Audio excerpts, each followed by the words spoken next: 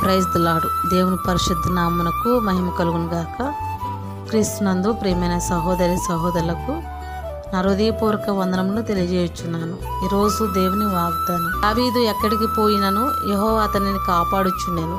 2వ సమూయేలు గ్రంథము 8వ అధ్యాయము 6వ వచనం. ప్రియమైన సహోదరి సహోదరులారా, ఈ మాటలు దేవుడు తన సేవకుడైన దావీదుని గురించి చెప్పుచున్నాడు.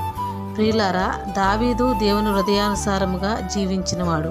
దినమునకు 3 సార్లు ప్రార్థించి 7 మార్లు దేవుని స్తుతించే ఆత్మీయ అనుభవం గలవాడు. దేవుని ఆత్మచేత నింపబడినవాడు. దేవుని మందిర సహవాసం కోరుకున్నవాడు. చిరకాలము యెహోవా మందిరంలో జీవించడానికి ఇష్టపడినవాడు.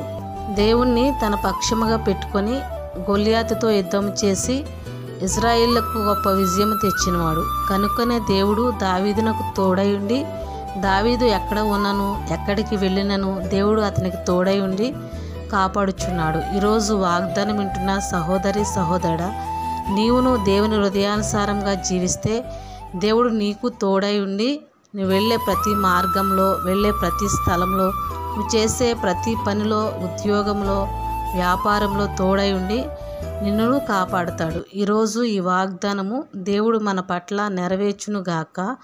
ఆమీన్, ఆమీన్.